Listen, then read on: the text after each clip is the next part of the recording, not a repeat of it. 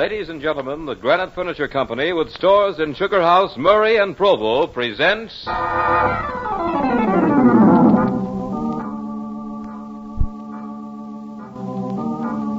Hall of Fantasy.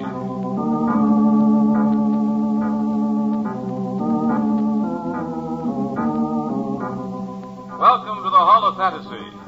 Welcome to the series of radio dramas dedicated to the supernatural, the unusual, and the unknown. Come with me, my friends. We shall descend to the world of the unknown and forbidden, down to the depths where the veil of time is lifted, and the supernatural reigns as king. Come with me and listen to the tale of The Mark of Shame.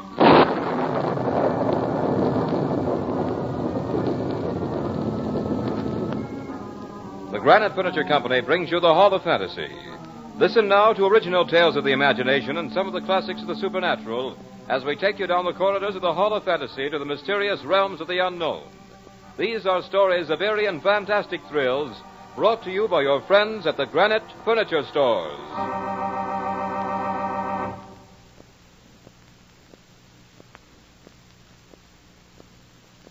And now for tonight's story, an adaptation by Robert Olson entitled The Mark of Shame.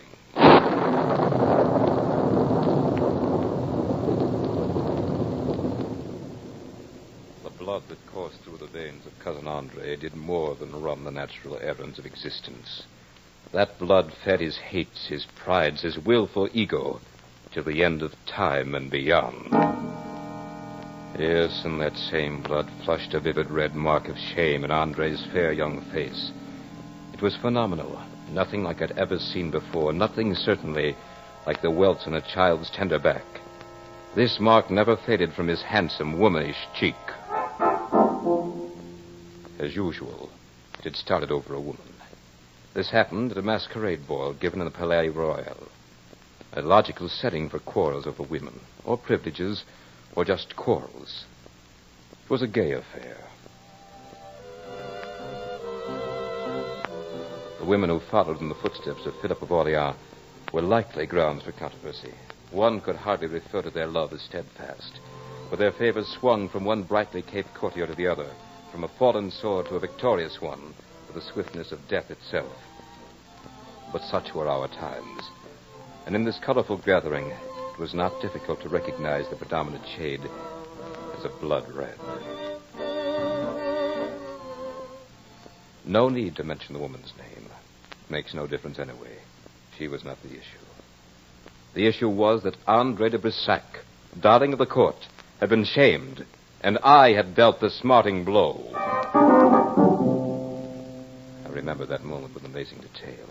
It was as if everything in that ballroom had suddenly been caught in startling paralysis of time, poised between one tick of the clock and another, one heartbeat and the next. Even the note of the music hung suspended, undecided whether to fly out the rich windows or fall in splendor like a Christmas ornament.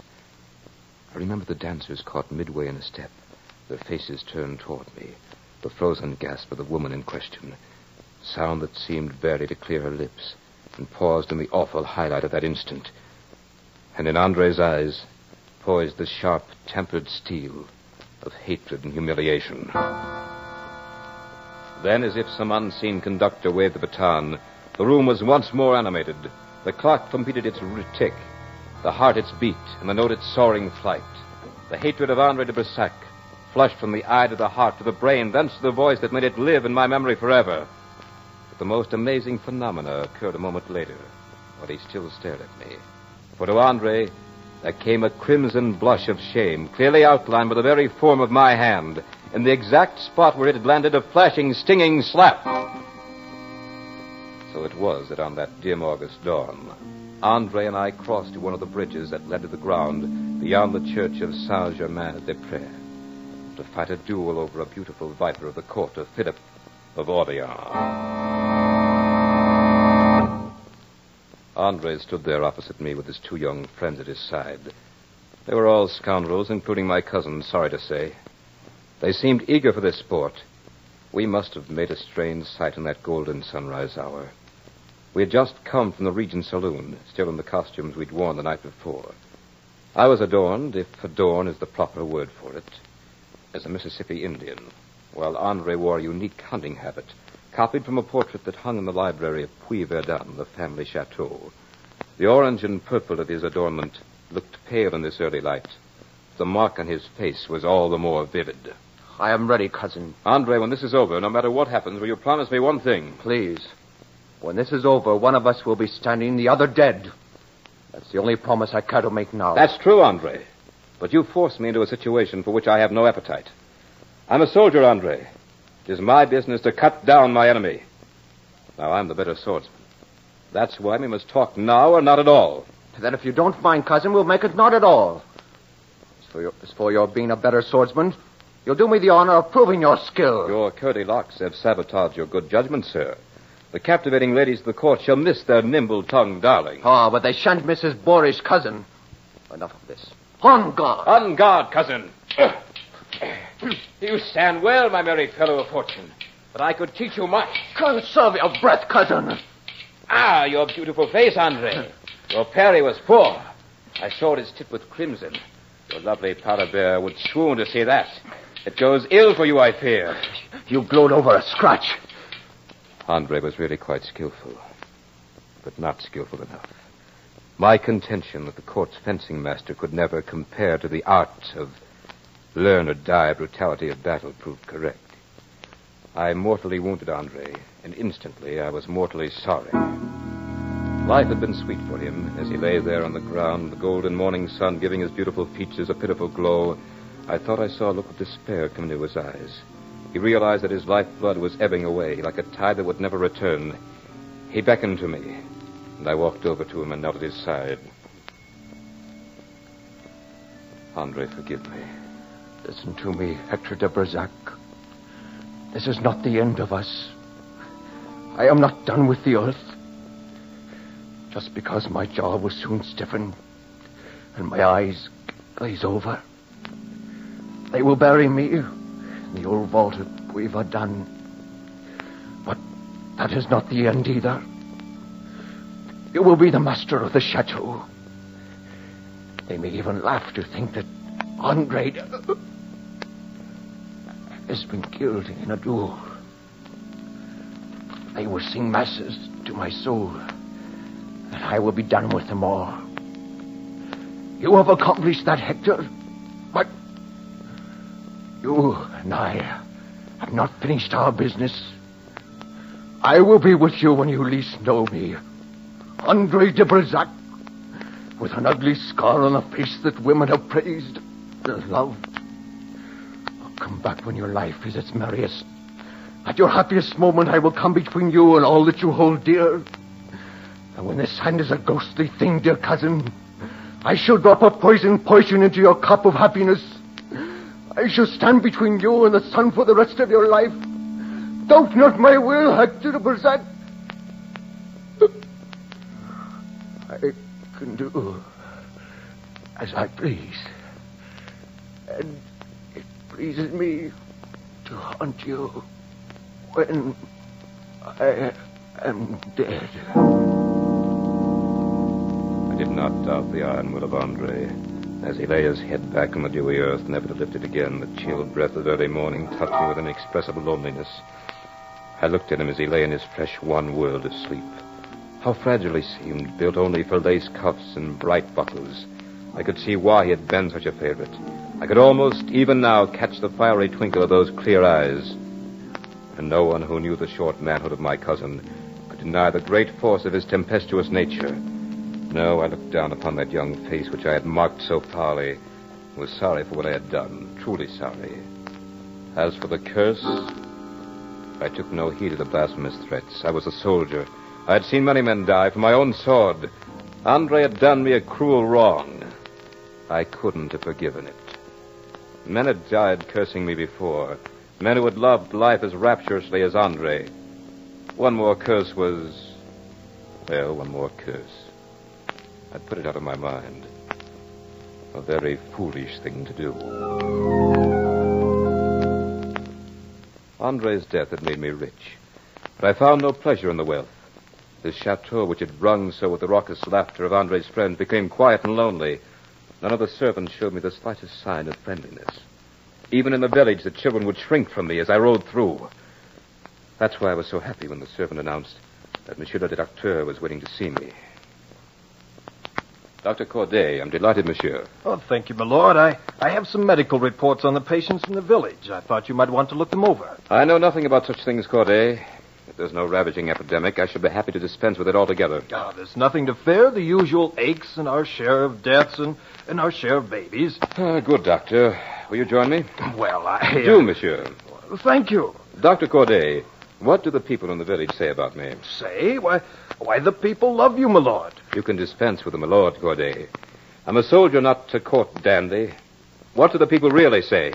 Shall I tell you? Of course you should tell me. Why do you suppose I asked you? Oh, monsieur, forgive me.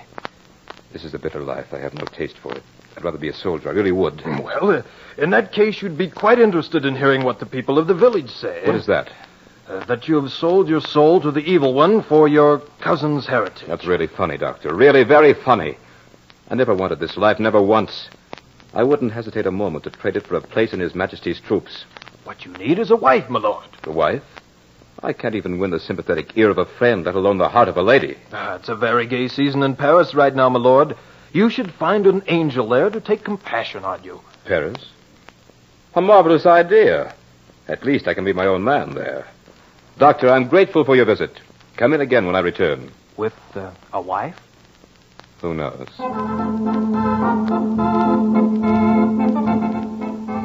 In Paris, I ran into an old comrade, a sulky, sour old captain of dragoons. Many times he'd aired his displeasures to me. He told me a great many things about himself. But one thing he should have talked about, he never even mentioned. That was that he had a perfect sunbeam for a daughter. That her name was... Can you hear the music as I say it? Eveline. Eveline Lecalais. Eveline, I've been a fool. Is it wise to tell me, monsieur? Wise or not, I must. Eveline, I've been a soldier all my life. I know little about what pleases a lady. When I take your hand, I'm filled with the fear that you will not feel as I do, that there's someone else. There is no one, monsieur. Thank heaven. Eveline, I've wasted the best years of my youth worshipping a wicked woman who cheated me and finally made a fool of me. She was the fool, monsieur. Bless you for saying that, Eveline. Well, you must know what I'm trying to say. I'm told women do know. I love you, Eveline. I want you to go back to Fili-Bard with me. Oh, monsieur. As my wife. Will you? You will have to speak to my father. Forgive me, but I already have. Oh, you are a soldier, monsieur. But what is your answer, Eveline? I will marry you. Oh, Eveline, my adorable one. This is... Yes, go on.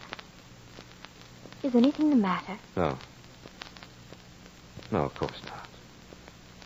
This is the happiest moment of my life.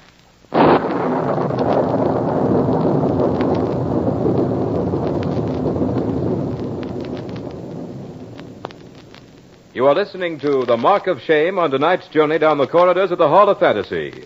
Brought to you by your friends at the Granite Furniture Company, with stores in Sugar House, Murray, and Provo.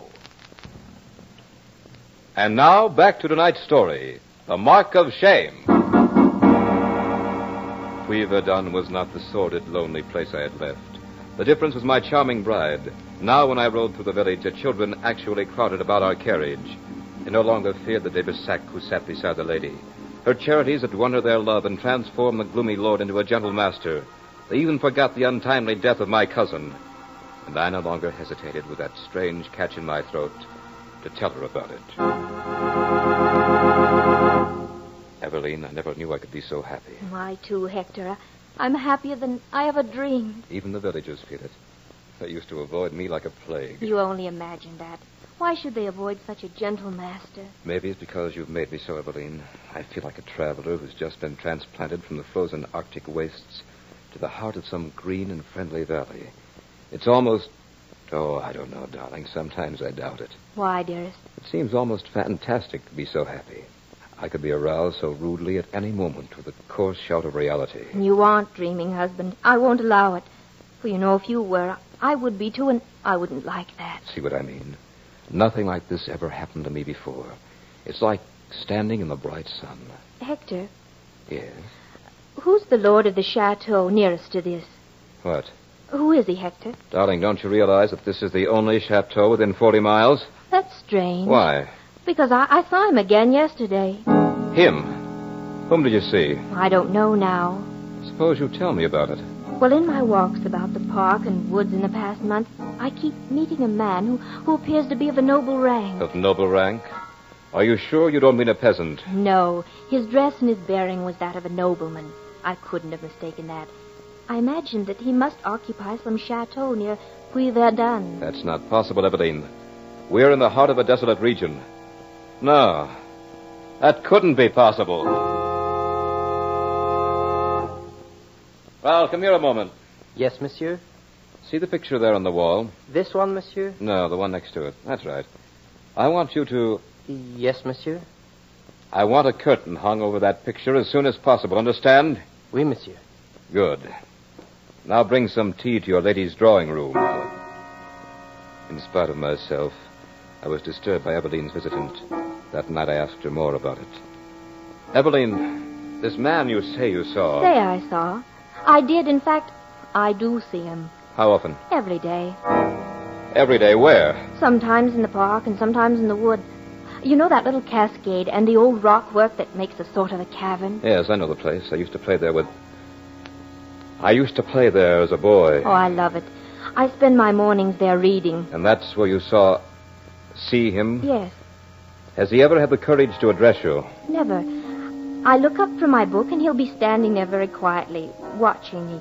Then I'll continue with my reading, and when I look up again, he's gone. He must be some peasant out to frighten you. I'll go into the village tomorrow and see what I can find out. No, Hector, he's not a peasant. He has the manner of a nobleman. I suppose he's quite old. On the contrary, he's young and quite handsome. For the next week, I spent my mornings with Eveline. We took many casual rambles into the woods and park, but we saw no one but a few peasants or occasionally a member of our own chateau.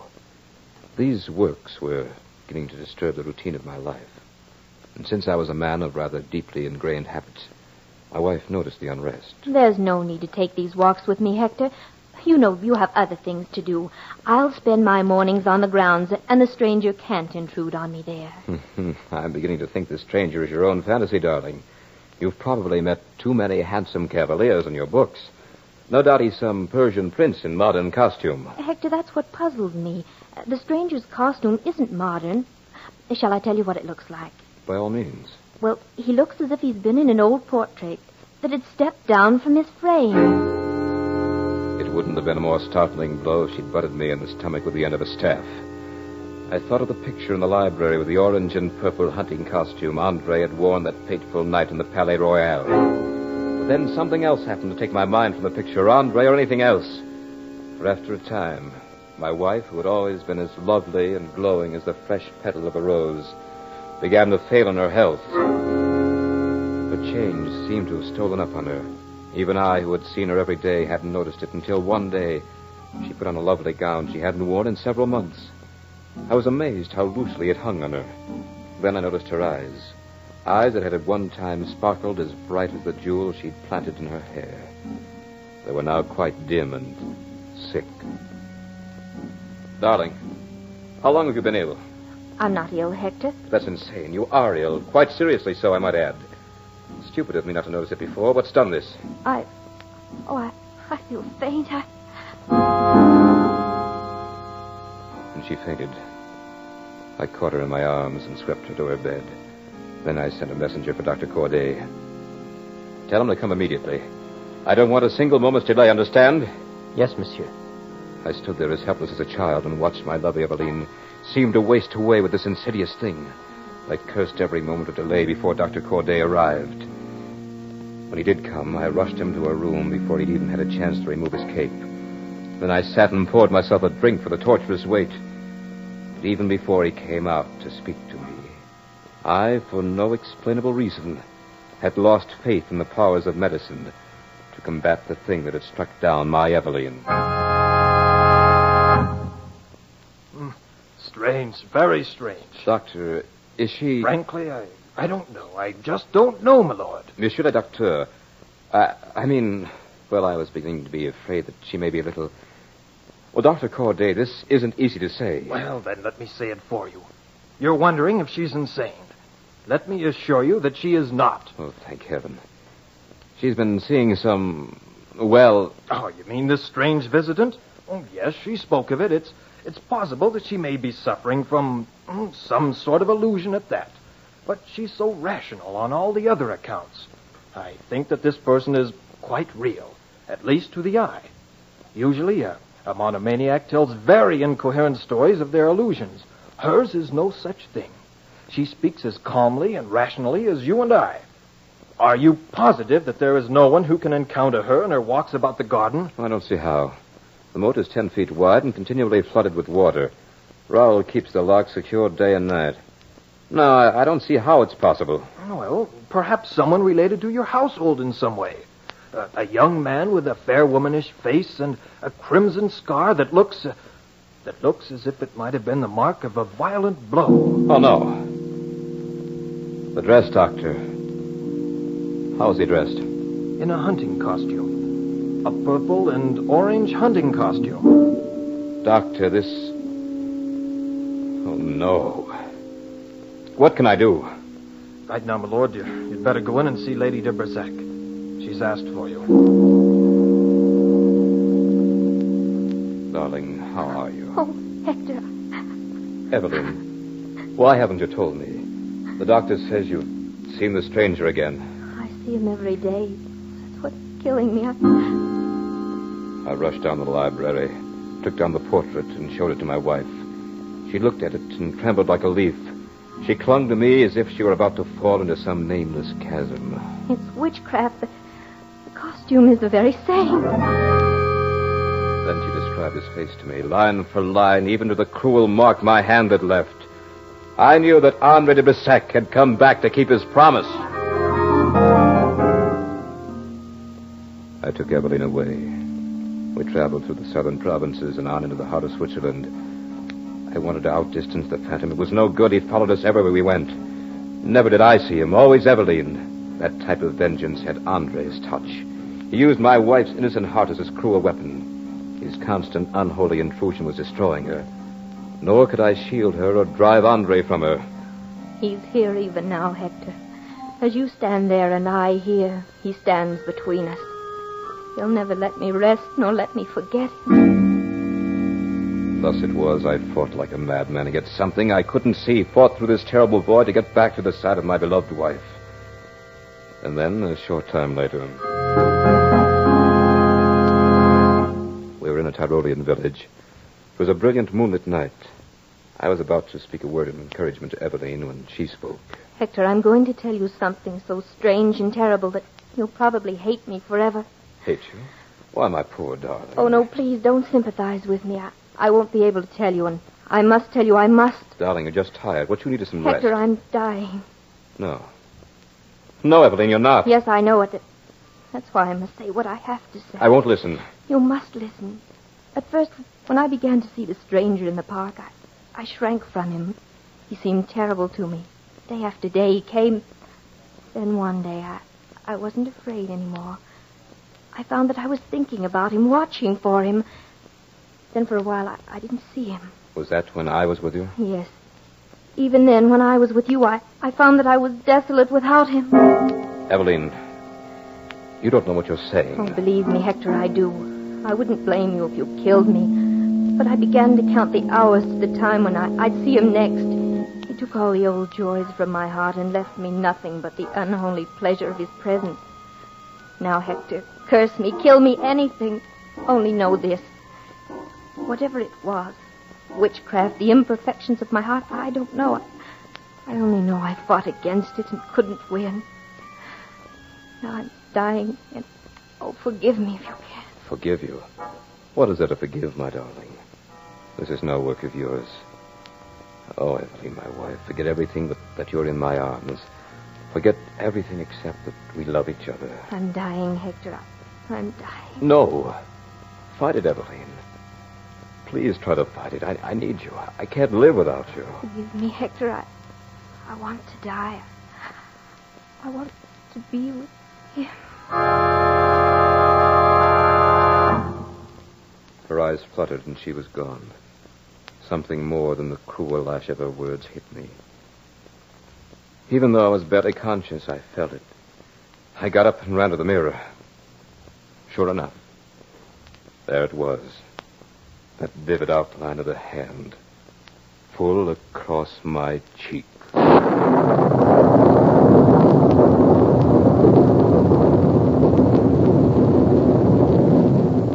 runs the tale of The Mark of Shame.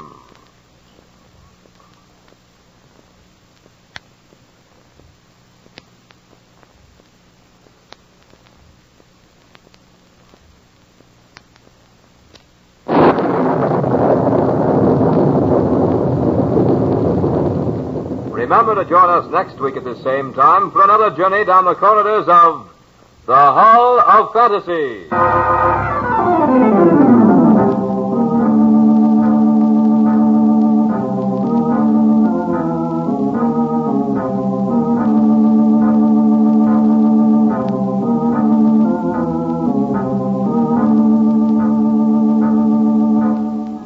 Tonight's program was adapted from Miss Braddon's story, Eveline's Visitant, by Robert Olson. Heard tonight were Richard Thorne as Hector, Beth Calder as Eveline, Archie Hughley as Andre, Ken Jensen as Dr. Corday, and Michael Orogo as Rowell. Musical background was provided by Earl Donaldson. The engineer was Nephi Sorensen. These programs are produced and directed by Richard Thorne.